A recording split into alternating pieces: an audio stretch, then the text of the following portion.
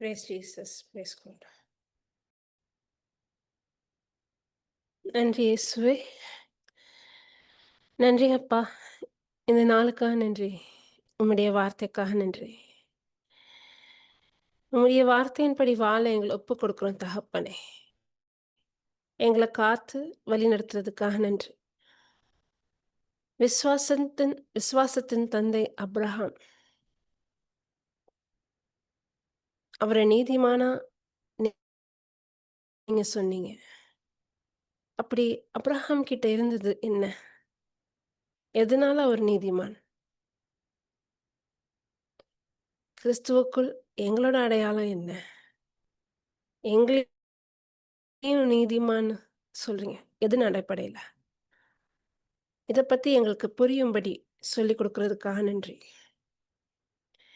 எங்களுடைய நிலை என்னன்னு எங்களுக்கு தெரிஞ்சாதான், கடவுளுக்கு உகந்த ஒரு வாழ்க்கை எங்களால வாழ முடியும்.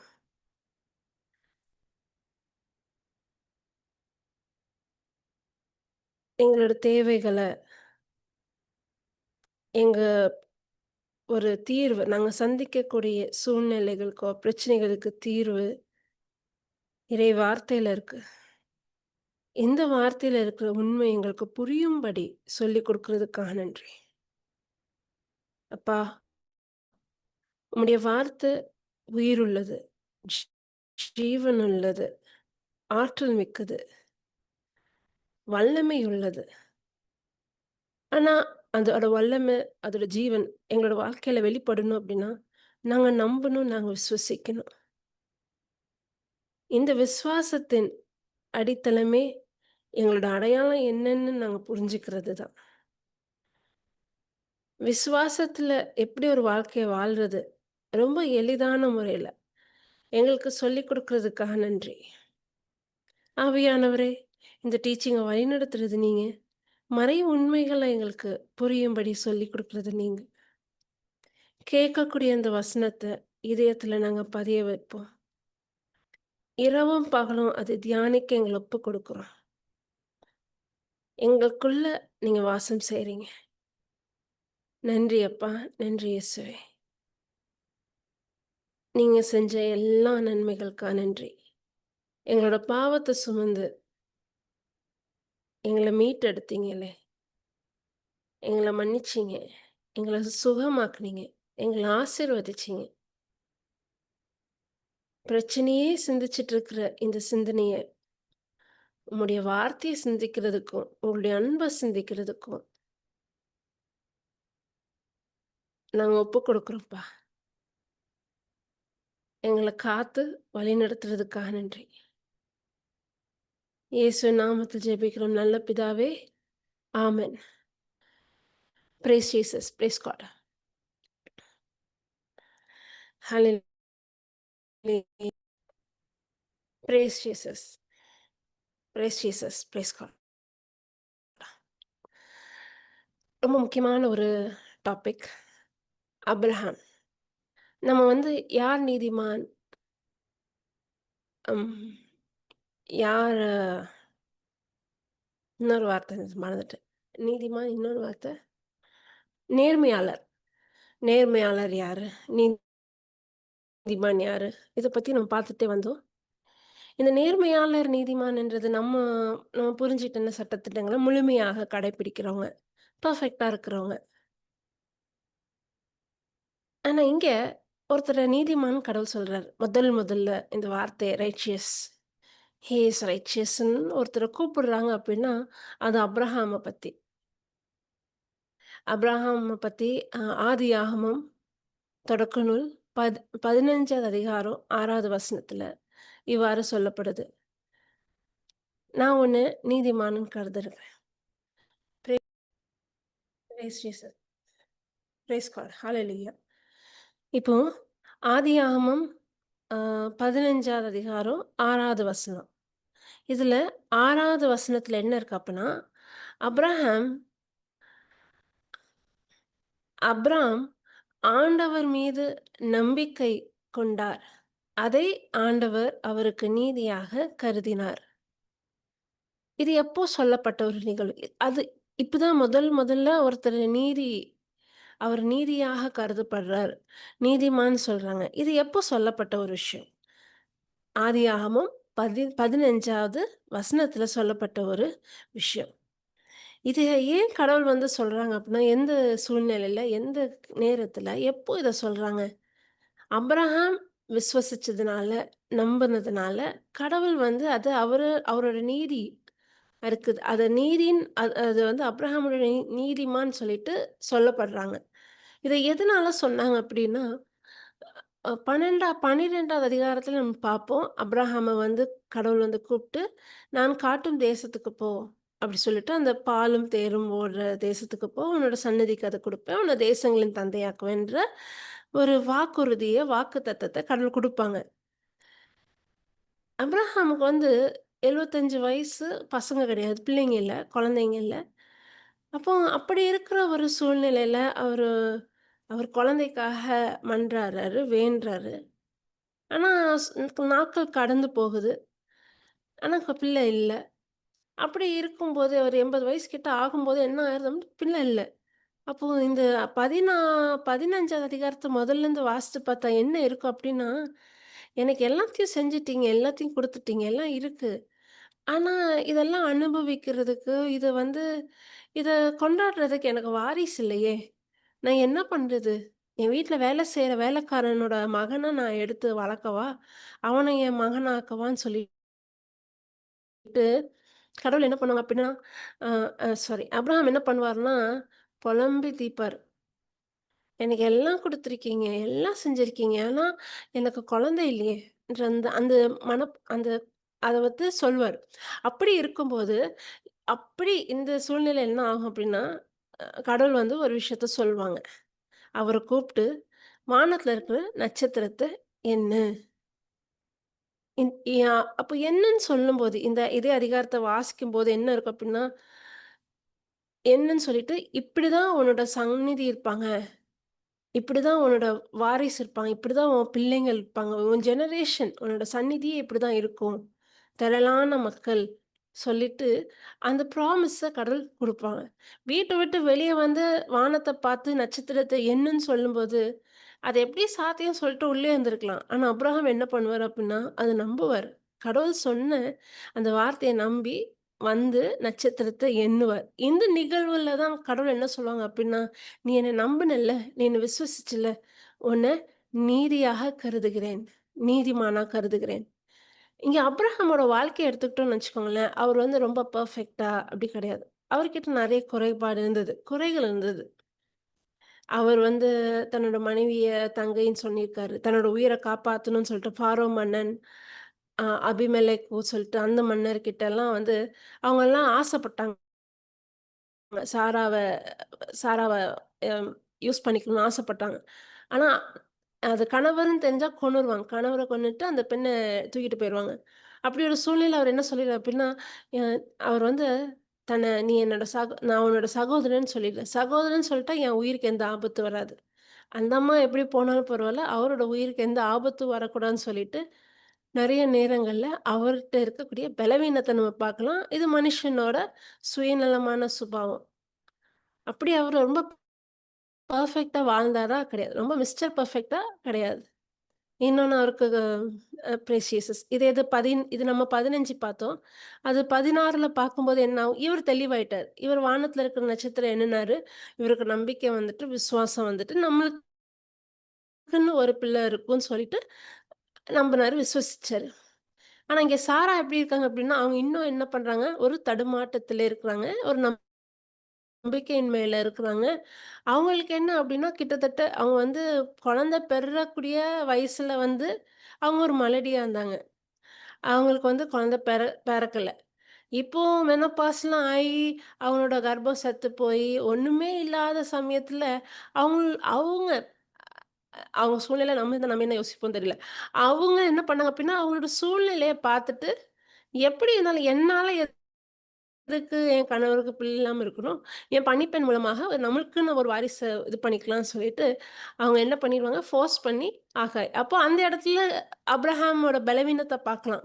கடவுள் சொல்ல நம்புனாரு. ஆனா இங்க மனைவி ஒரு விஷயத்த சொல்லும்போது, மனைவி சொன்னத அவரு செய்றாரு. அப்படி பிறந்தது தான் வேலைக்கார பெண்மணியோட பிறந்த குழந்தை தான் இஸ்மாயில். அப்ப இப்படி ஒரு பலவீனத்துல இருக்கக்கூடிய அப்ரஹாமையே கடவுள் என்னன்னு சொல்றாங்க? நீதிமான்னு சொல்றாங்க. எதனால அப்படி நீதிமான்னு சொல்றாங்க அப்படின்னா, அவர் வந்து நம்புனதுனால, விசுவசிச்சதுனால. கடவுளோட வார்த்தைய சந்தேகப்படவோ, கேள்வி கேட்கவோ இல்ல. ஆனா நம்புனாரு, விசுவசிச்சாரு. Brace Jesus. அதனால தான் அவர் நீதிமான். அது மட்டும் இல்ல, அவர் தேசங்கள் தந்தை. இப்ப இந்த அப்ரஹாம தேர்ந்தெடுத்ததுக்கான ரொம்ப பெரிய ஒரு முக்கியமான காரணம் ஏன் அப்ரஹாம தேர்ந்தெடுத்தாங்க? "உன் தேசங்கள பெரிதாக்குவேன்." கடவுள் பாரபட்சம் பார்க்குற கடவுளா? ஒருத்தர மட்டும் தேர்ந்தெடுத்து, அவர மட்டும் உன் தேசங்கள தந்தையாக்கி, அவரோட ஜாதிக்கு மட்டும் ஒரு பெரிய ஸ்பெஷலான ஒரு புரொடெக்ஷன குடுத்து, அவர தேர்ந்தெடுத்ததுக்கான ஒரே நோக்கம் என்ன அப்டின்னா, கிறிஸ்து. "உன் வழி மரபினர்" அப்டி சொல்லிட்டு சீடுன்னு சிங்குலர் டெர்ம்லயே வந்து சொல்லப்படும். விதை. உன் வித்து, விதை, சீடு. அந்த வழி மரபினர் யார குறிப்பிடுது அப்டின்னா, இயேசு கிறிஸ்து. இத இத வந்து கலாத்தியர் 3வது அதிகாரத்துல பார்க்கலாம். Praise Jesus, praise God.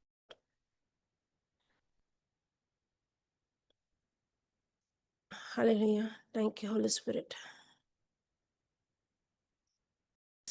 Brace God. Hallelujah. Okay. ம். வாக்குறுதிகள் ஆபிரகாமுக்கும் அவரது வழி மரபினருக்கும் தரப்பட்டன. ம். பலரை மரபினர்கள் குறி என்று இல்லாமல் ம். ஒருவரையே பனர். குறிக்கும் முறையில் உன் வழி ம். மரபினருக்கு என்று உள்ளது. அந்த ம். வழி மரபினர் கிறிஸ்துவே. Praise Jesus. அப்போ அப்ரஹாம கடவுள் தேர்ந்தெடுக்கும்போதே, அப்ரஹாம கடவுள் ஆசீர்வதிக்கும்போது, "உன் வழி மரபினர்கள்ன்னு" சொல்லாம, வழி மரபினர் அப்படி சொல்லிட்டு சிங்குலர் டெர்ம். இங்கிலீஷ்ல எப்படி இருக்கும் அப்படின்னா, சீடுன்னு இருக்கும். அப்ப அத யார குறிப்பிட்டு இயேசு கிறிஸ்து அப்ரஹாம தேர்ந்தெடுத்தாங்க அப்படின்னா, இயேசுவ குறிப்பிட்டு தேர்ந்தெடுத்தாங்க. அப்ரஹாம கடவுள் என்ன சொல்றாங்க? நீதி. அப்போ கடவுள் இது வந்து கடவுள் இப்போ அப்ரஹாமோட கனவு நிறைவேறுது. அப்ரஹாம் குழந்தை இல்லாம இருக்காரு. அவரோட ஆசை நிறைவேறுது. தான் நம்ம நெனச்சுட்டு இருக்கோம். ஆனா ஆக்சுவலி இது வந்து கடவுளுடைய திட்டம் வந்து அங்க செயலாகுது. கடவுள் வந்து ஒரு விஷயத்த அப்ரஹாமுக்கு சொல்லிக் குடுக்குறாங்க. விசுவாசத்த பத்தி சொல்லிக் குடுக்குறதே அங்க தான். விசுவாசம்ன்னா என்ன? கண்ணுக்கு புலப்படதா பற்றிய ஐயமற்ற நிலை. இருக்கு. இது அது கடவுள் சொன்னா சொன்னது தான்.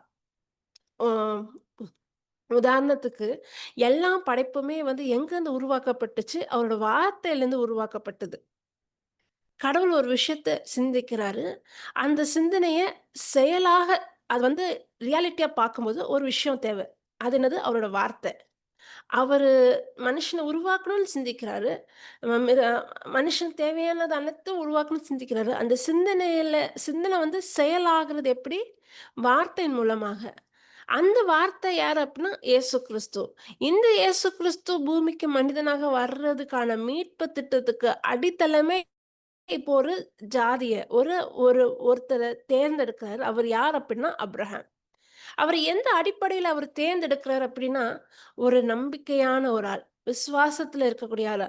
நான் சொன்னா, அது ஏன், எதுக்குன்னு கேள்வி கேட்காம, என் மேல முழுமையா நம்பிக்கை இருக்கிற மாதிரி ஒருத்தர தேர்ந்தெடுக்கிறாரு. அவரு தான் யாரு? அப்ரஹாம். 1 டெஸ்டே இந்த இந்த உன் தேசத்த விட்டு இன்னொரு தேசத்துக்கு சொல்லும்போது நெறைய பேர் வந்து ஃபெயில் ஆயிருவாங்க. 75 வயசு ஆயிருச்சு. எனக்கு இங்க வீடு வாசல் இருக்கு, சொத்து இருக்கு, சொந்தம் இருக்கு. நாளைக்கு எனக்கு ஏதாவது ஒண்ணுன்னா என் சொந்தம் இருக்கு, என் சொத்து இருக்குன்னு சொல்லிட்டு அந்த நாட்டிலேயே அந்த ஊர்லயே இருப்பாங்க. 75 இந்த வயசான காலத்துல என்ன எங்க சொல்றேன்னு சொல்லிட்டு அங்கேயே தான் இருப்பாங்க. ஆனா கடவுளோட அழைப்பு. போன்னு இருக்குது. என்ன? ஏது? எங்க போவேன்? எப்படி இருப்பேன்? கேள்வி கேட்காம ஒரு ஃபர்ஸ்ட் ஸ்டெப் வச்சால, அங்கேயே அவரோட விசுவாசத்த வெளிப்படுத்தினாரு. இப்போ சூழ்நிலை எப்படி இருக்கு அப்படின்னா, அவரோட சூழ்நிலை அவர்ட்ட பேசு. "என்ன உன்ட்ட சொத்து, பணம் இருக்கு. உன்ட்ட வந்து பிள்ளை இல்லன்னு சொல்லும்போது, என்ட்ட எல்லாம் குடுத்துருக்கீங்க. எனக்கு ஆசீர்வச்சிருக்கீங்க. கூட இருந்திருக்கீங்க." நெறைய நேரத்துல அப்ரஹாம் வந்து அ கடவுள சார்ந்து தான் அவரோட முடிவு இருக்கும். எல்லா முடிவும். ஆனா அவருக்குன்னு ஒரு பிரச்சனை இருக்கு. அவருக்கு எல்லா சொத்து இருந்தும் பிள்ளை இல்லன்ற ஒரு மனக்கவலை இருக்கு. இந்த சூழ்நிலையில தான் கடவுள் வந்து, "நீ சூழ்நிலைய பார்க்காத. நீ பிரச்சனைய பார்க்காத. நீ வந்து இப்போ நட்சத்திரத்த பாரு. உன் குக் எவ்வளோ எண்ண முடியுதா? அத எண்ணு. எண்ண முடியலல்ல, இப்படிதான் உன்னோட சந்நிதி இருக்கும்ன்னு சொல்லும்போது, அபிரகாம் விசுவசிக்கிறார். ஆனா, இங்கே கடவுள் வந்து இந்த சந்நிதிய பத்தி பேசும்போது, ஒரு பெரிய திட்டத்தையே நிலைநாட்டுறதுக்காக தான் அபிரகாம வந்து தேர்ந்தெடுத்தாங்க. ஆச்சரியமான என்ன விஷயம் அப்படின்னா,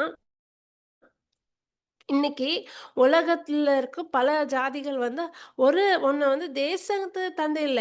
ஜாதிகளின் தந்தை, நாடுகளுக்கு தந்தை, நேஷன்ஸ் சொல்லப்போனா உலகத்துல இருக்க இத வந்து நான் ஸ்பிரிச்சுவலா கூட சொல்லல. பிசிக்கலா சொல்றேன். பிசிக்கலா நம்ம ஃப்ளஷ்ல சொல்லப்போனா கூட அப்ரஹாமோட அப்ரஹாம்லேருந்து வந்ததான் 3 விதமான இஸ்மாயில் மூலமா வந்தது முஸ்லிம்ஸ். அப்புறம் யூதர்கள். இயேசுவ ஏத்துக்கிட்டவங்க, பிற இனத்தாரும் இயேசுவ ஏத்துக்கிட்டவங்க கிறிஸ்டியன்ஸ். அப்படி பார்த்தா, கிறிஸ்துவர்கள், யூதர்கள், முஸ்லிம் சொல்லிட்டு உலகத்திலோட கணக்கெடுப்பு எடுத்து பார்த்துக்கிட்டாலே, சென்சஸ் எடுத்து பார்த்துக்கிட்டாலே, திரளான மக்கள், பல ஜாதி அ பல ஜாதி திரளான மக்கள் உலகம் ஃபுல்லா இருக்காங்க அப்ரஹாமோட. இது 3 பேருக்குமே தந்தை யார் அப்டின்னா அப்ரஹாம் தான். அவங்களோட டிசெண்டன்ட் எங்க போய் எங்க யார் இருப்பார்ன்னா, அப்ரஹாம் தான் இருப்பாங்க. Price Jesus. ஓகே. அப்படி கடவுள் வந்து யார் அ ம அப்ரஹாம் அவரது வழி மரபினருக்கு வாசிக்கலாம் 16 வாக்குறுதிகளை. வாக்குறுதிகள் ஆபிரகாமுக்கும் அவரது வழி மரபினருக்கும் தரப்பட்டன.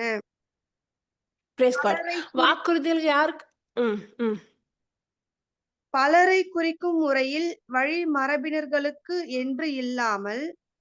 ஒருவரையே குறிக்கும் முறையில் உன் வழி ம். மரபினருக்கு என்று உள்ளது. அந்த பிரேஸ் ஜீசஸ். மரபினர் பிரேஸ் காட். கிறிஸ்துவே. Praise God. Hallelujah. Praise Jesus. அப்ப அந்த வழிமரபினர் கிறிஸ்துவே. நான் ஒரு விஷயத்த வாசிக்கும்போது எனக்கு இத வந்து அ வாசிக்கும்போது ஸ்பார்க் ஆச்சு.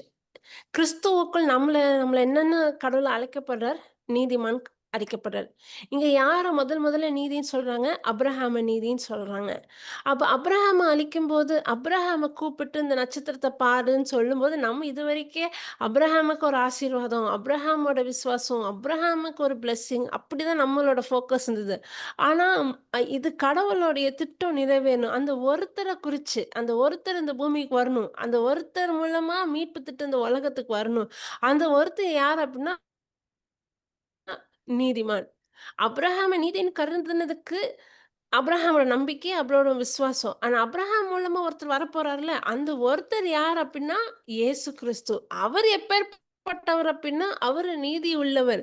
கட்டளைகள நேத்து நான் சொன்ன மாதிரி, அவரோட சரீரத்திலயும் அவர் முழுமையாக ஒரு மனுஷன் குற்றம் செஞ்சா, அதுக்கான தண்டனைய அனுபவிக்கணும். குலமே குற்றம் செஞ்சிருக்கு. மனுஷ இனமே குற்றம் செஞ்சிருக்கு. அந்த எல்லாரோடைய குற்றத்த அவர் ஏத்துக்கிட்டு, அவரோட சரீரத்திலயும் அந்த நியாயத்த நிலைநாட்டினார். தண்டனை ஏற்று. அதே மாதிரி ஆவியில வந்து அவரு 100% கடவுள். அவர் பாவம் அறியாதவர், குற்றம் அறியாதவர். ஒரு பெர்ஃபெக்ட்டா 33 வயசு வரைக்கும் அவர் வாலிபரா இந்த உலகத்துல, இந்த பூமியில ஒரு மனுஷனா அவர் வாழும்போது மிஸ்டர் பெர்ஃபெக்ட்டா அவரால மட்டும் தான் வாழ முடிஞ்சது. அந்த சட்ட திட்டங்கள எல்லாத்தையும் கடைப்பிடிச்சது ஒரே ஒருத்தர் அப்டின்னா, அது இயேசு கிறிஸ்து மட்டும் தான். Hallelujah. Praise Jesus. Praise God. நான் என்ன சொல்ல வந்துச்சேன்னா, தொடக்க நூல் அ 15:6 இப்ப இந்த வசனத்த வாசித்து பாருங்க. 15:6 வாசித்து பார்த்தா நமக்கு ஒரு விஷயம் புரியும்.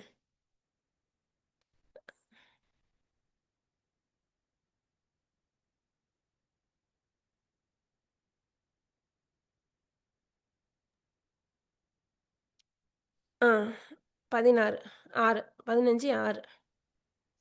ஆபிரகாம் ஆண்டவர் மீது நம்பிக்கை கொண்டார். அதை ஆண்டவர் ம். அவருக்கு நீதியாக கருதினார்.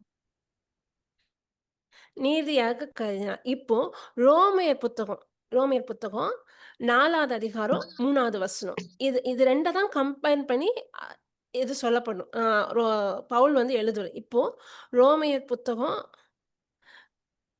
ரோமையர் புத்தகம் 4வது அதிகாரம் 3வது வசனம்.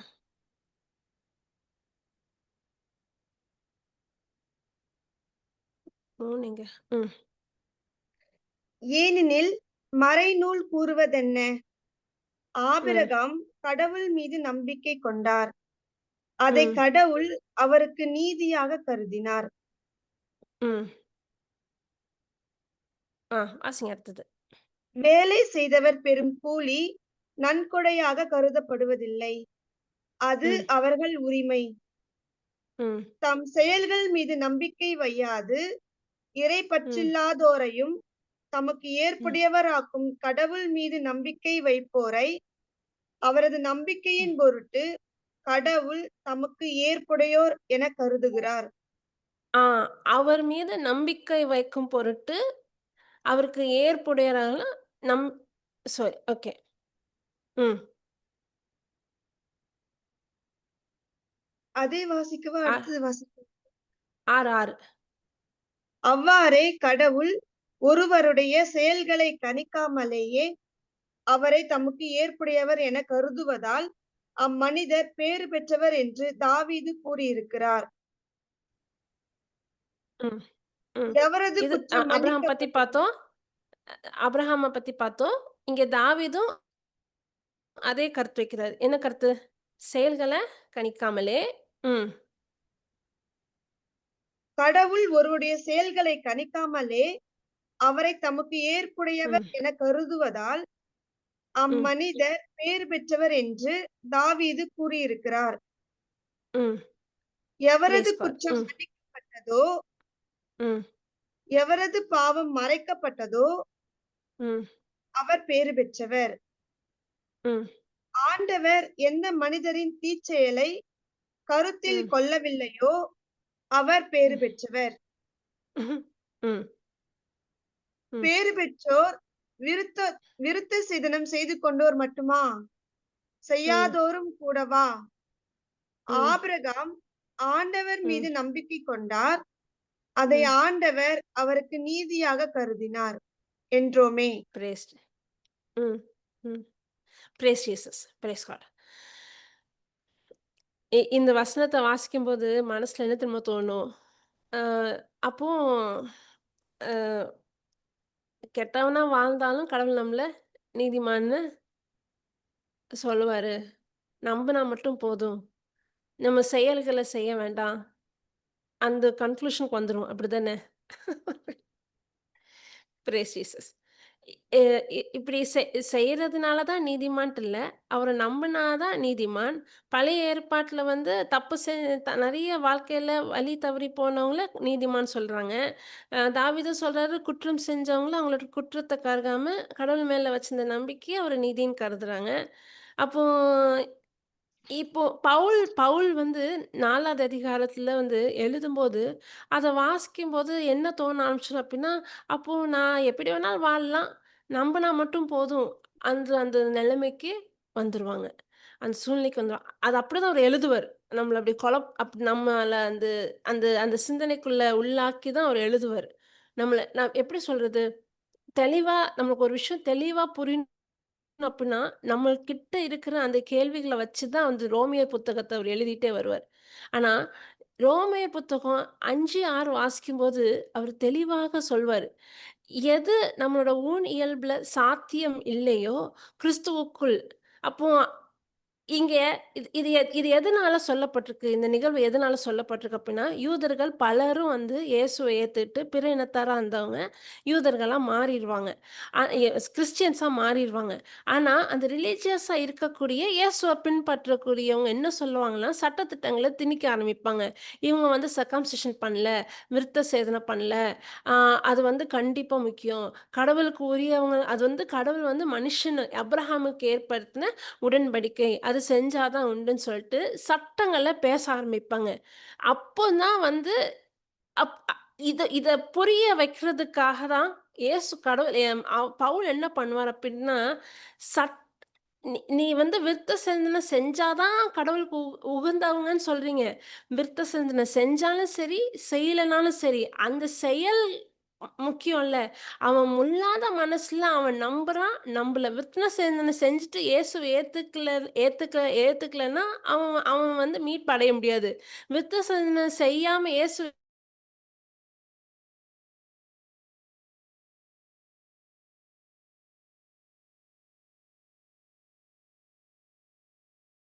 குடுப்பாரு.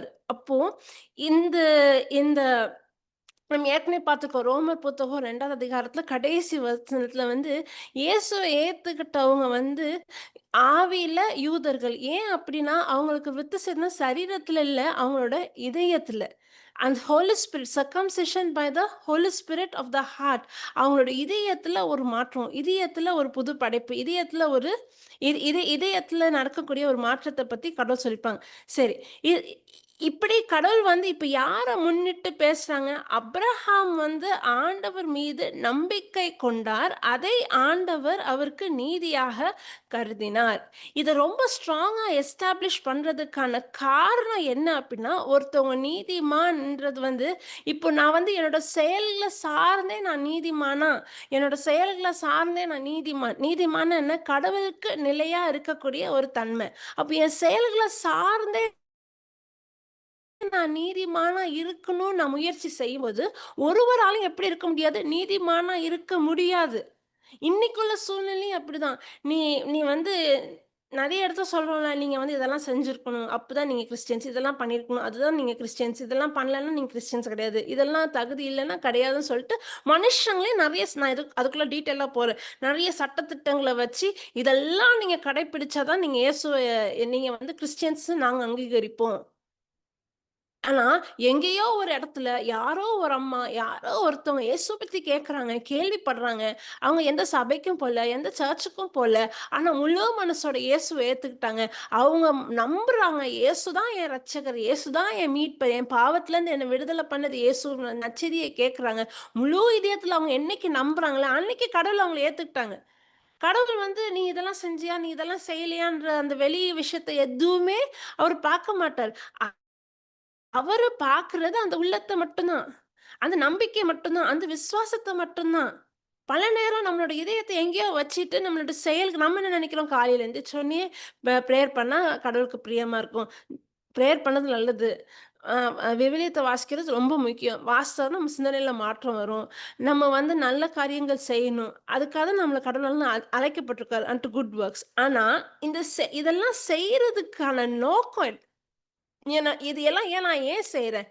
கடவுள் மேல பிரியப்பட்டு எனக்கு கடவுள் ஒரு வாழ்க்கைய குடுத்துருக்காரு. எனக்கு வார்த்தைய குடுத்துருக்காரு. எனக்கு விடுதலைய குடுத்துருக்காருன்றத போய் நானும் மத்தவங்க கிட்ட சொல்லணும். அவங்ககிட்ட போய் அத ஷேர் பண்ணணும். அவங்கள காப்பாத்தணும். என்ன வசதியான ஆளா வச்சிருக்காரு அப்டின்னா, அது அவரோட ரிசோர்ஸ், அவரோட பணம். என் மூலமாக மத்தவங்களுக்கு போய் சேரணுன்ற ஒரு நோக்கத்துல நான் செய்றேனா, இல்லன்னா நான் இப்படிலாம் செஞ்சா கடவுள் திருப்தி ஆவாருன்னு நான் செய்றேனா?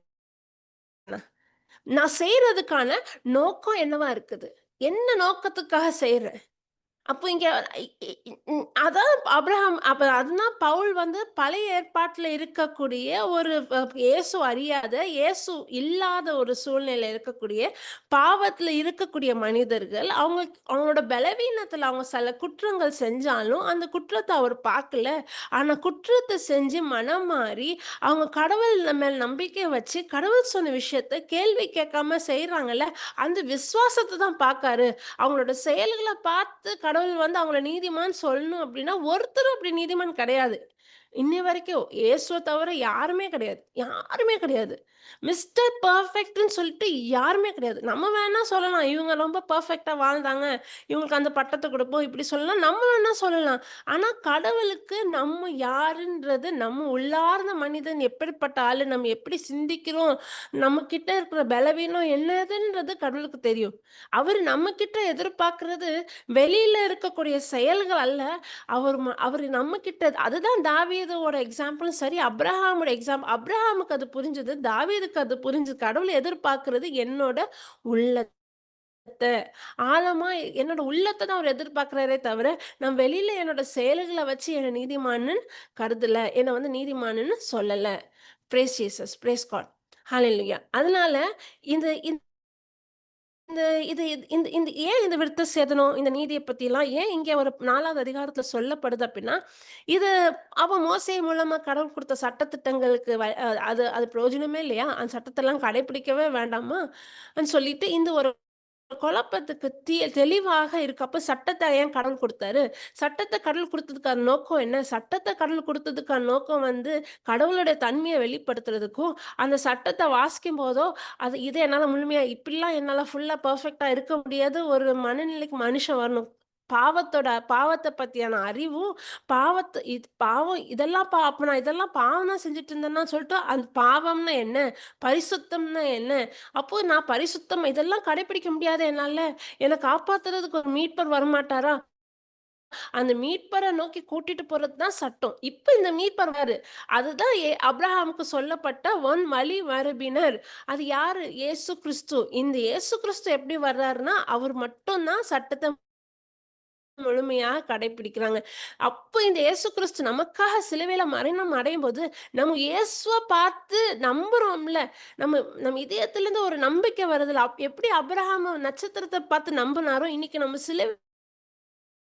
பார்த்து என்னோட குற்றம் அவரு சிலுவையில எடுத்துட்டாரு. என்னோட பழைய மனிதன சிலுவையில அறையப்பட்டாச்சு. என்னோட குற்றத்துக்காக தான் அவர் தண்டனை அனுபவிக்கிறார்ன்னு சொல்லிட்டு, மனசால ஒரு மனுஷன் அத ஏத்துக்கும்போது, அங்க ஒரு தெய்வீக பரிமாற்றம் நடக்குது. அதுதான் என்ன? நான் வந்து கடவுளுக்குள் நீதியாக கருதப்படுறேன். நீதிமானாக கருதப்படுறேன். இது என் நம்பிக்கை. அவரு செஞ்சது கிருப. அந்த கிருபை எல்லாருக்கும் குடுக்கப்பட்டிருக்கு. ஆனா, அந்த கிருபை எல்லாரும் அனுபவிப்பாங்கன்னா, இல்ல. அவரு செஞ்சது அருள். அவர் பண்ண அந்த விஷயத்த எல்லாரும் அனுபவிக்க முடியுமா? முடியாது. யாரால மட்டும் அனுபவிக்க முடியும்னா, விசுவாசம் இருக்கிறவங்க மட்டும் தான். விசுவாசத்தின் மூலம் மட்டும் தான் அந்த கிருபைய நம்ம என்ன பண்ண முடியும்? பெற்றுக்கொள்ள முடியும். அவரு குடுக்கலன்ட்டு இல்ல. அவரு எல்லாருக்கும் குடுத்தாரு. உலகத்துல இருக்க எல்லா மக்களுக்கும் அவர் ஜீவன குடுத்துட்டாரு. ஆனா, அத நான் பெற்றுக்கொள்ளணுன்றது வந்து என்னோட செயல்கள சார்ந்து கிடையாது. நான் சட்டதிட்டங்கள கடைப்பிடிக்கிறேன்னு கிடையாது. நான் வந்து கடமைகள ஒழுங்கா செய்றேன்னு கிடையாது. அப்படி யாருமே மிஸ்டர் பெர்ஃபெக்ட்டா இருந்து அந்த நீதிய என்ன பண்ண முடியாது? அந்த நீ அந்த அந்த அந் அ அந்த நீதிய நம்ம வந்து நாட முடியாது. யாருமே நீதிமான் கிடையாது. Hallelujah. Praise Jesus. Praise God. இ அதனால தான் அப்ரஹாம வந்து அ அப் அப்ரஹாம் கடவுள் மீது நம்பிக்கை கொண்டார். அதை கடவுள் அவருக்கு நீதியாக கருதினார். அ 4 நம்ம எங்க வாசித்தோம்? 6 வாசம். வேலை செய்தவன் கூலி. அதனால தான் வே அ அதுக்கும் வித்தியாசம் இருக்கு. கிருபைன்றது வந்து நம்மளுக்கு எப்படி கிடைக்கல? வேலை செஞ்ச கூலி கிடையாது. அது ஃப்ரீயா அது கிஃப்ட். இருக்க வேலையெல்லாம் செய்யணும்னு தேவையில்ல. அதே நமக்கு புரியறதில்ல. நம்ம என்ன நெனைக்கிறோம்? நம்ம இதெல்லாம் கடைபிடிச்சா தான் நமக்கு அந்த கிருபை கிடைக்கும். அவரோட அருள் கிடைக்கும். அவரோட மன்னிப்பு கிடைக்கும். நம்பணும். அந்த அந்த நம்பிக்கையின் பொருட்டு தான் அப்ரஹாம பத்தி இங்க நம்மளுக்கு கூறப்பட்டிருக்கு.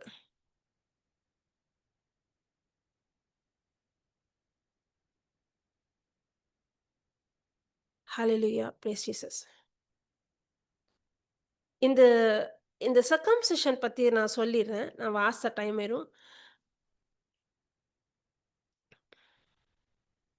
ஸ் ஸ்கிரீன் ஷேர். ம். இப்போ ஆதியாகமம் 15வது அதிகாரத்துல 6வது வசனத்துல முதல்ல கடவுள் வந்து அவருக்கு நீதியாக அபிரகாம ஒரு நீதிமான் சொல்லப்படுறது அங்க. ஆனா, 17வது அதிகாரத்துல 15ல பார்த்தோம். 17வது அதிகாரத்துல தான் கடவுள் வந்து ஒரு உடன்படிக்கைய நிலைநாட்டுவாங்க. ஒரு கவனன்ட். கடவுளுக்கும், மனிதனுக்கும் அப்ரஹாமுக்கும் இருக்கக்கூடிய ஒரு ஒப்பந்தம் வந்து 17வது. இந்த காலகட்டத்தில இஸ்மாயில் பிறந்துருவாரு. 15ல வந்து கவலைப்படுவாரு. 16வது அதிகாரத்தில சாராவோட வற்புறுத்தனால அ பணிப்பெண் மூலமா இஸ்மாயில் பிறந்துருவாரு. ப அவருக்கு ஒரு 13 வயசு இருக்கும்போது இஸ்மாயிலுக்கு ஒரு 13 வயசு இருக்கும்போது, கடவுள் வந்து சொல்வார். "உனக்கும் சா உன் ச உனக்கும் சாரா வழியாவும் ஒரு மகன் பிறப்பான். அவன் வழியா வரக்கூடிய வழி மரபினர்." அப்போ அந்த கவனன்ட் உனக்கு ஒரு சாரா மூலமா ஒரு குழந்தை பிறக்கணுன்றது உறுதியாக சொல்லும்போது, இப்ப என்ன பண்ணுவாங்க அப்டின்னா, ஒரு உடன்படிக்கைய நிலைநாட்டுவார். ஒரு கவனன்ட்ட நிலைநாட்டுவார். அந்த கவனன்ட்டோட சைன் என்னவா இருக்கும் அப்டின்னா, விருத்த சேதனம். இந்த விருத்த சேதனம் வந்து அங்க அங் அ பெறந் எ அ இத எப்படி கடைபிடிக்கணும்னு சொல்வாரு. அ அப்ரஹாமோட வம்சத்துல இருக்கிறவங்க, அப்ரஹாம் பிள்ளை, அவங்க பிள்ளைங்க எல்லாரும் இத கடைபிடிக்கணும். இல்ல நீ யாராவது வேலைக்காரங்கள நீங்க ஸ்லேவா எடுத்தாலும், அவங்க விருப்பப்பட்டா அவங்களையும் நீ உன் ஜாதியா ஆக்கிட்டன்னு இது பண்ணும்போது, அவங்களுக்கும் விருத்த சேதனம் சொல்லிட்டு, சில சட்ட திட்டங்கள குடுப்பாரு. இது வந்து விருத்த சேதனம்ன்றது வந்து ஒரு ஒரு ஒரு ஒரு பெர்சனலான கடவுள் அப்ரஹாமுக்கு குடுத்த ஒரு உடன்படிக்கை. இது கடவுள் அப்ரஹாமுக்கு மட்டும் இல்ல. கடவுள் வந்து இயேசு கிறிஸ்து இந்த பூமிக்கு வரணும்னு ஏற்பட்ட உடன்படிக்கை தான் இந்த கவனன்ட். இங்க தான் வந்து அப்ரஹாம் சாரா மூலமா ஒரு வழி மரபினர் சொல்லப்படுது. கலாத்தியர் 3:16ல அந்த வழி மரபினர் யாரு அப்டின்னா, இயேசு கிறிஸ்துன்னு சொல்றோம்ல. அதனால தான் அப்ரஹாமுக்கு அளிக்கப்பட்ட ஆசீர்வாதம் வந்து கிறிஸ்து வழியாக கலாத்தியர் 15, 16 வாஸ்தா கிறிஸ்து வழியாக பிற இனத்தாருக்கும் வந்து சேரணும்னு எழுதப்பட்டிருக்கு. அது இந்த அப்போ இந்த இந்த இந்த விருத்த சேதனம் செய்றவங்க தான் என் மக்கள்ன்ற மாதிரி ஒரு சைன், ஒரு அடையாளம். இத மனசுல வச்சு தான் இந்த ப ரிலிஜியஸா இருக்கிறவங்க அத செஞ்சா தானே நம்ம வந்து அப்ரஹாமோட சந்நிதின்னு கருதப்படுவோம். அப்படி விஷயமே செய்யலன்னா, அப்பதான் கடவுள் சொல்லுவாரு. அது எதுவரைக்க? இயேசு கிறிஸ்து பூமிக்கு வந்து அவர் வந்து தன்னோட ஜீவன ஒப்புக் கொடுக்கிற வரைக்கும் தான் அந்த பிசிக்கலா இருக்கக்கூடிய அந்த சைன். அது வந்து நிழல். ஆனா நிஜம் என்ன அப்டின்னா, எப்போ இயேசு கிறிஸ்துவுக்கே விருத்த சேதனம். 8வது நாள் குழந்தைய தூக்கிட்டு போவாங்கல்ல. அப்ப இயேசு கிறிஸ்துவ யூதன் யூதன் அல்லாம மீட்பு இல்லன்னு சொல்லிட்டு சமாரிய பெண்ணுகிட்ட இயேசுவே சொல்லுவாரு. சொல்லும்போது, "என்னடா அது யூதன் இல்லாம மீட்பு இல்லன்னு சொல்றாங்களேன்னு" தோணும் கேட்கும்போது. இயேசு கிறிஸ்து வரணும். அந்த யூத குலத்தையே தேர்ந்தெடுத்ததுக்காக ஒரு ஜாதிய வந்து பெருசாக்கணுன்றதுக்காக கிடையாது. அந்த ஜாதிய பராமரிச்சு, அந்த ஜாதிய பாதுகாத்து, அந்த ஜாதிக்கு சட்டங்கள குடுத்து, அந்த ஜாதிய ஒரு பொக்கிஷமா பாதுகாத்து, கடவுளோட வாக்கு இன்னை வரைக்கும் அவரோட வாக்குறுதி நிலையா நிக்குது. அவங்க யூதர்கள் இயேசுவ ஏத்துக்கிட்டாங்க, ஏத்துக்கல. அது வேற. ஆனா கடவுள் சொன்ன வாக்குறுதி இன்னை வரைக்கும். இஸ்ரேல் வந்து ஒரு சின்ன நாடு. ஒரு 2 சென்னை சார்ந்தது தான் இஸ்ரேலே. உலகத்திலே இவ்ளோ ஒரு சின்ன நாட பத்தி நம்ம எல்லாரும் இன்னைக்கு பேசுறோம் அப்படின்னா, அது கடவுள் குடுத்த வாக்குறுதி. 2000 வருஷமா அந்த இனம் அந்த ஜாதி வந்து செதஞ்சு போயிட்டாங்க. ஆ அந்த அ அ இயேசு கிறிஸ்து மரித்து 70வது நூற்றாண்டுல வந்து அவங்க அந்த அந்த தேசத்திலே இல்ல. 2000 வருஷம் கழிச்சு ஒரு தேசம் உருவாகுறது சரித்திரத்தில இனிமேல் அப்படி நடக்காது. நடந்தது இது ஒரு அதிசயம். இது வந்து கடவுள் குடுத்த வாக்குறுதி. அந்த ஏன் சொல்ல வரேன் அப்படின்னா, அந்த இனத்த தேர்ந்தெடுத்ததுக்கான நோக்கமே வந்து இயேசு இந்த பூமிக்கு வரணும் தான். இயேசு கிறிஸ்து வந்துட்டார்ல. இயேசு கிறிஸ்து நமக்காக ரத்தம் சிந்திட்டாங்கல்ல. ரத்தம் சிந்துனதுக்கு அப்புறம் அ அப்ரஹாம் மூலமாக குடுக்கப்படுத்த வாக்குறுதி எல்லாம் எல்லா மக்களுக்கும், உலகத்துல இருக்கிற எல்லா ஜாதிங்களுக்கும் போய் சேர்றது எப்படி? நம்பிக்கையினால, விசுவாசத்தினால யார் மேல வச்சிருக்கிற நம்பிக்கை? இயேசு கிறிஸ்து மேல வச்சிருக்கிற நம்பிக்கைய தவிர, என்னோட செயல்னால கிடையாது. Hallelujah! Praise Jesus. Thank you Father. இந்த அடையாளம் இயேசு வரைக்கும் தான் இந்த விருத்த சேதனம் சரீரத்தில ஏற் எ நடக்க அந்த அந்த அந்த ப்ராசஸ் பண்றது இயேசு இயேசு மரித்து உயிர் தெழுற வரைக்கும் தான். ஆனா இயேசு கிறிஸ்து உயிர்த்தெழுந்ததுக்கு அப்புறம் யார் யார் இந்த சுவிசேஷத்த கேட்கறாங்களோ, கடவுள் மனிதனாக வந்து நமக்காக நம்ம குற்றத்த எடுத்து யார் யார் முழு இதயத்தோட கட்டாயத்தினாலயோ, இந்த குடும்பத்தில பிறந்ததுனாலயோ அல்லாம, இதயத்தோட யார் இயேசுவ நம்புறாங்களோ, அவங்களுக்கு விருத்த சேதனம் அவங்களோட இதயத்தில நடந்துருச்சு. நம்ம பிலீவர்ஸ் இன் கிரைஸ்ட். அப்போ அதனால தான் அந்த அடையாளம் தேவையில்ல. அத பண்ணணும்னு அவசியம் இல்ல. அந்த பிசிக்கலா சர்க்கம்சிஷன் தேவையில்ல. நீ வந்து சர்க்கம்சிஷன் பண்ணி, நீ நம்பிக்கை இல்லாம வாழ்றதும் ஒண்ணுதான். நீ வந்து சர்க்கம்சிஷன் பண்ணாம பாவ வாழ்க்கை வாழ்றதும் ஒண்ணுதான். அங்க சர்க்கம்சிஷன் பண்றான், பண்ணலன்றது. இத செய்றேன், இத செய்யலன்றது பிரச்சனை இல்ல. நான் நம்புறேன், நம்பலன்றது தான். நான் நம்புறேன், நம்பல. நான் இயேசுவ நம்புறேன், நம்பல. நான் அவரோட வார்த்தைய நம்புறேன், நம்பல. ஒரு பெரிய பிரச்சனை சூழ்நிலை வரும்போது, "உன்னுடைய தழும்புகளால் நான் குணமாயிட்டேன்னு" சொல்ற அந்த வசனத்துக்குள்ள தான் அதுக்குரிய நம்பிக்கையும் இருக்குது. அந்த வார்த்தைக்குள்ள தான் அதுக்கான பொருளும் இருக்குது. அந்த நம்பிக்கை இருக்கு. உதாரணத்துக்கு இயேசுவின் காயங்களால நம்ம குணம் அடைஞ்சுட்டோம்ன்றது வந்து ம் முடிஞ்சிருச்சு. அவர் வந்து நம்ம நோய எடுத்துட்டாரு. நமக்கு பரிபூர்ண சுகத்த குடுத்துட்டாரு. It is already done. எங்க இருக்கு? ஆவிக்குரிய உலகத்துல அது நடந்து முடிஞ்சிருச்சு. அந்த ஆவி எங்க இருக்கு? எனக்குள்ள என் ஆவிக்குள்ள எனக்குள்ளேயே வந்து அந்த ஹீலிங் முடிஞ்சிருச்சு. ஆனா ஆவியில இருக்கக்கூடியது சரீரத்துல வெளிப்படணும் அப்டின்னா, நம்பிக்கைன்றது தேவ. விசுவாசம் தேவை. நான் அந்த வார்த்தைய நம்பணும். நான் சூழ்நிலைய பார்த்து பயப்படாம, சூழ்நிலைய பார்த்து தயங்காம, சூழ்நிலைய என்கிட்ட பேச விடாம, முழுக்க முழுக்க அதனால தான் இயேசு கிறிஸ்து அபிரகாம வெளிய கூட்டிட்டு வந்து சூழ்நிலைய பார்க்காத, மேல பாரு, நட்சத்திரத்த பாரு. இப்படிதான் இருக்கும் உன் ஜன்னத்த. நீ பார்த்தியா உன் ஜன்னத்த? அவர் நட்சத்திரத்த வெறும் ஸ்டார்ஸ் இல்ல. அவரோட சந்நிதிய அவர் எண்ணிட்டு இருந்தாரு. அவரு அவரு அவரு அவரு அவரு அவரு அவர வந்து தன் சூழ்நிலைய சிந்திக்காம, கடவுளோட வாக்குறுதிய சிந்திக்கணும்னு ஏற்பட்ட நிகழ்வு தான் அது. இன்னைக்கு நம்ம சூழ்நிலைய சிந்திக்கிறோமா? கடவுள் குடுத்த வாக்குறுதிய சிந்திக்கிறோமா? ஒவ்வொரு ப்ராமிஸும் கடவுள் சொன்னாங்க. ஒவ்வொரு வார்த்தையும் இட் இஸ் அ டன் டீட். முடிஞ்சிருச்சு, நடந்தாச்சு. இயேசு என்ன சட்டத்தின் சாபத்திலிருந்து விடுவிச்சுட்டாருன்னா, எனக்கு சாபமே கிடையாது. குடும்பத்தில முன் முக் மு மு முன்னோர்கள் ஏதோ ஒரு சாபத்துல இருந்தாங்க. ஏதோ வந்து அது என் தலைமுறையில என் வம்சத்துல இருக்கு அப்டின்னா, அந்த சாபத்துக்கு என்கிட்ட இடமே இல்ல.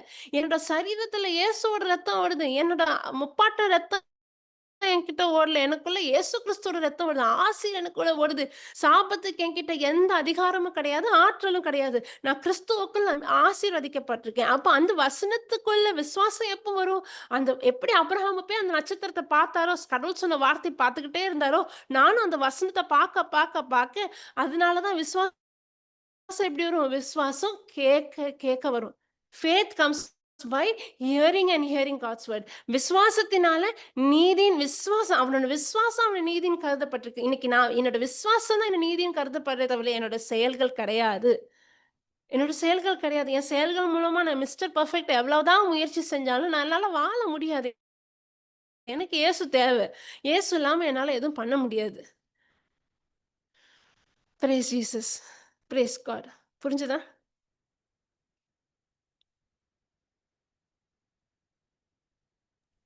புரியுது. ஹalleluya. Praise Jesus. நன்றி தகப்பனே! நன்றி இயேசுவே! விசுவாசத்த பத்தி வரும் நாட்கள்ல இன்னும் ஆழமாக எங்களுக்கு சொல்லிக் குடுக்கிறதுக்காக நன்றி. அப்ரஹாம் அவரோட விசுவாசத்தினால தான் அவரு நீதின்னு கருதப்பட்டிருக்காரு. இன்னைக்கு நாங்க கிறிஸ்துவுக்குள்ள நீதி எங்களுக்குள்ள தள்ளப்பட்டிருக்கு. உம்முடைய வார்த்தைக்குள்ள ஒவ்வொரு வார்த்தையும் விசுவாசம் நிறைஞ்ச வார்த்தை. அ அந்த வார்த்தைய தியானிக்க எனக்கு உடல்ல சுகம் கிடைக்கணுமா? அந்த ஹீலிங்க்கான அந்த விசுவாசத்துக்குரிய வசனத்த சிந்திக்கவும், தியானிக்கவும் என்ன ஒப்புக் குடுக்குறேன். பொருளாதாரத்துல எனக்கு பிரச்சனை இருக்கா? பண பற்று தீர்க்கக்கூடிய அந்த வசனம், அந்த வார்த்தைய சிந்திக்கிறதுக்காக என்ன ஒப்புக் குடுக்குறேன். குழந்தை இல்லாம இருக்கிறேனா? மல் நான் என்னோட சரீரத்த பார்க்காம, எப்படி சாரா வந்து எந்த நிமிஷம், எந்த நொடி எபிரேயர் புத்தகம் 11:11 எந்த நொடி கடவுள் அவர் சொன்னது தான். தன்னோட சரீரத்த பார்க்கிறத விட்டு என்னைக்கு அவர் வார்த்தைய பார்க்க ஆரம்பிச்சாளோ, அவளோட கர்ப்பம் வந்து உயிர் பெற்று குழந்தை பெறுறதுக்கான சக்திய பெற்றாங்க. விசுவாசத்தினால தான். இந்த விசுவாசத்த எனக்கு அப்ரஹாம், சாரா விடையும் கிறிஸ்துக்குரிய விசுவாசம் எனக்குள்ள தரப்பட்டிருக்கு. வரும் நாட்கள்ல பிராக்டிகலா எங்க சூழ்நிலைய நாங்க பார்க்கக்கூடாது. நாங்க வார்த்தைய தான் சார்ந்து வாழணும். இது எப்படி சாத்தியம்ன்றத பத்திலாம் எங்களுக்கு தெளிவாக புரியும்படி வரும் நாட்கள்ல விசுவாசத்த பத்தி எங்களுக்கு சொல்லிக் குடுக்குறதுக்காக நன்றி. நன்றி அப்பா, நன்றி இயேசுவே. இந்த நற்செய்திக்காக நன்றி. இந்த வார்த்தைக்காக நன்றி. இந்த உண்மை மட்டும் தான் எங்கள விடுதலையாக்குச்சு. இயேசு நாமத்தில் ஜெபிக்கிறோம் நல்ல பிதாவே. ஆமென். Praise Jesus. Praise God. ஆமென். Praise God. ஆமென்.